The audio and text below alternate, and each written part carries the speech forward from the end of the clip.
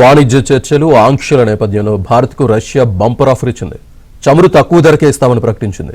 లాభసాటి అనుకుంటే తమ దగ్గర చమురు కొనుగోలు చేయవచ్చని భారత్ సార్వభౌమాధికారం ఉన్న దేశమని చెప్పుకొచ్చింది రష్యా. మరి మన దేశం అమెరికాను కాదని రష్యా దగ్గర ఆయిల్ కొనగలదా?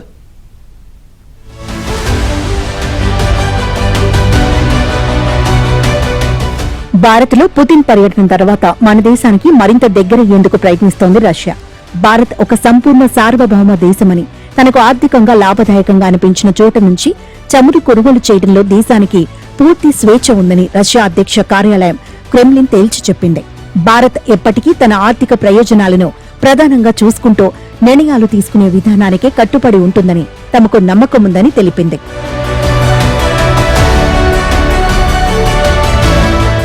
రష్యా నుంచి భారత్ చమురు కొనుగోలు చేస్తుందన్న అసంతృప్తితో అమెరికా మనపై 25% అదనపు సుంకం విధించింది. అప్పటికే ఉన్న 25% అదనపు సుంకానికి ఇది ఎక్స్ట్రా. సరఫరా అంశాన్ని ప్రస్తావిస్తూ భారత్కు విశ్వసనీయ ఇంధన సరఫరాదారుగా రష్యా కొనసాగుతుందని వెల్లడించారు రష్యా అధ్యక్షుడు వ్లాదిమిర్ పుతిన్. బయటి దేశాల ఒత్తిళ్లకు లొంగవద్దని ప్రధాని మోదీని ఆయన కోరారు. భారత్కు నాన్ స్టాప్ గా చమురు సరఫరా చేసేందుకు సిద్ధంగా ఉన్నామని పుతిన్ హామీనిచ్చారు. అమెరికాతో సహా పశ్చిమ దేశాల ఆంక్షలను ధిక్కరిస్తున్నట్లు స్పష్టమైన సంకేతాన్ని పంపారాయన.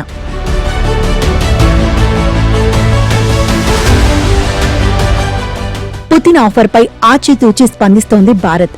అమెరికా, యూరోపియన్ దేశాల ఆంక్షల నేపథ్యంలో రష్యా నుంచి చమురు దిగుమతిని రిలయన్స్ సహా ప్రభుత్వ రంగ సంస్థలు నిలిపివేసినట్లు సమాచారం. ఉక్రెయిన్పై దాడి తర్వాత భారత్లో పర్యటించిన పుతిన్ కు ఘన స్వాగతం లభించింది. దీంతో మళ్లీ రష్యా చమురు భారత్కు వస్తుందని నిపుణులు భావిస్తున్నారు. భారత్, రష్యా మధ్య రక్షణ, ఆర్థిక సహకారంలో పలు కీలక ఒప్పందాలు కుదిరాయి. 2030 వరకు భారత్, రష్యా ఆర్థిక సహకార కార్యక్రమాన్ని ఖరారు చేసుకున్నాయి. 2030 నాటికి ద్వైపాక్షిక వాణిజ్యాన్ని ఏడాదికి $100 బిలియన్ రెట్టింపు చేయాలని లక్ష్యంగా పెట్టుకున్నాయి. రష్యా ఇప్పటికీ భారత్కు అతిపెద్ద ఆయుధ సరఫరాదారుగా ఉన్నప్పటికీ కొనుగోలు విధానం నుంచి అధునాతన రక్షణ ప్లాట్ఫారంలను కలిసి ఉత్పత్తి చేసేందుకు అంగీకారం తెలిపాయి. ఒక ఆఫర్ ఇచ్చారు, భారతదేశానికి నిరాఘాటంగా చమురు సరఫరా చేయగలం మేము అని చెప్పి, అంటే అంతరాయం లేకుండా సరఫరా చేయగలం అంటే దాని ఉద్దేశం ఏంటంటే అమెరికా శాంక్షన్స్ ఉన్నా మాకేమీ ఇబ్బంది లేదు, మేము చేయగలం అనేది లెక్కలో చెప్పారు. ఆ సందర్భంలోనే మాట్లాడుతా అమెరికా మా దగ్గర నుంచి న్యూక్లియర్ ఫ్యూయల్ కొంటుంది, అది కూడా ఇంధనమే, వాళ్ళు కొంటున్నారు. కానీ భారతదేశం కొంట దగ్గరికి వచ్చేసరికి వాళ్ళకి అభ్యంతరం ఎందుకు ఉండాలి క్రూడ్ ఆయిల్ కొంట దగ్గరికి అనేది పుట్టిన ప్రశ్నలు లేవనెత్తారు. ఇది ఖచ్చితంగా అమెరికాతో సంబంధాలు కూడా మనకు ముఖ్యమని భారత ప్రభుత్వం భావిస్తుంది. బయలేటరల్ ట్రేడ్ అగ్రిమెంట్ గురించి కూడా చర్చలు నడుస్తున్నాయి. కాబట్టి ఈ సందర్భంలో అమెరికాని ఈ విధంగా ఇబ్బంది పెట్టి మనం ఇబ్బంది పెట్టింటే వాళ్ళు కొంచెం దీని మీద ఆగ్రహించి మన మీద ఆగ్రహించి బయలేటరల్ ట్రేడ్ అగ్రిమెంట్ కనుక మనకు జరుగుద్దా లేదనే భయం కూడా మనకు కూడా ఉంది. బయలేటరల్ ట్రేడ్ అగ్రిమెంట్ జరగకపోతే కనుక మనకి ఎగుమతులు మళ్ళీ ఇంప్రూవ్ అయ్యే అవకాశాలు తక్కువ ఉంటాయి. దాంతోపాటు ఏంటంటే టారిఫ్లు 50% కొనసాగుతాయి ఇది రష్యా ఆయిల్ కొంటే కనుక. సో ఇన్ని ప్రశ్నల మధ్యలో మనం ముందుకెళ్ళగలమా? ఎంత రష్యా ఎన్ని ఆఫర్లు ఇచ్చినా కానీ ఇంకా క్రూడ్ ఆయిల్ బహుశా ఇంకా డిస్కౌంట్ ఇచ్చినా, ఎన్ని రకాలుగా ఎన్ని చెప్పినా, ఎన్ని రకాల సదుపాయాలు కల్పించినా మనం ముందుకెళ్ళటం కష్టంగా ఉండేది. ఎందుకంటే నా విడవమంటే పాము కోపం, కరవమంటే కప్ప కోపం లాగా ఉంది మన వ్యవహారం అమెరికా రష్యా మధ్య. సో కాబట్టి రష్యా ఆఫర్ ఇచ్చింది, కానీ తీసుకోవడానికి మనకి దానికి సంబంధించినటువంటి తెగువ ధైర్యం ఎంతవరకు కావాలి, ఎంతవరకు ఉన్నాయి అనేది మేజర్ ఇష్యూగా ఉంది. రష్యా ఆయిల్ భారత్ కొనటం వల్ల వచ్చిన సంపదతోనే ఉక్రెయిన్ పై ఆ దేశం యుద్ధం చేయగలుగుతోందని ఆరోపిస్తోంది అమెరికా.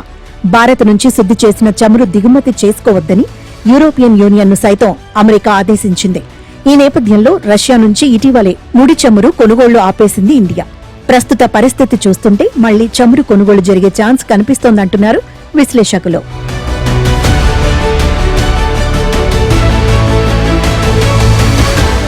రష్యా చమురు దిగుమతులలో బాగా లాభపడింది రిలయన్స్. అయితే ఆంక్షల నేపథ్యంలో ముఖేష్ అంబానీకి చెందిన అతిపెద్ద వ్యాపార సంస్థ రిలయన్స్ ఇండస్ట్రీస్ గుజరాత్లోని తమ జామ్నగర్ ఆయిల్ రిఫైనరీకి రష్యా నుంచి ముడి చమురు దిగుమతులను నిలిపివేసింది. మామూలుగా అయితే ఇక్కడ శుద్ధి చేసిన చమురు ఉత్పత్తులను విదేశాలకు ఎగుమతి చేస్తారు.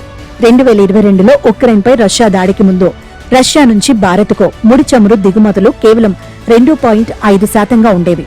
2024-25 నాటికి 35.8% పెరిగాయి. రిలయన్స్ ఇండస్ట్రీస్ రష్యా నుంచి అధికంగా ముడి చమురు దిగుమతి చేసుకుంది. రష్యా నుంచి భారత్కు వచ్చే ముడి చమురులో 50% రిలయన్స్ ఇండస్ట్రీస్ కి వెళ్లింది.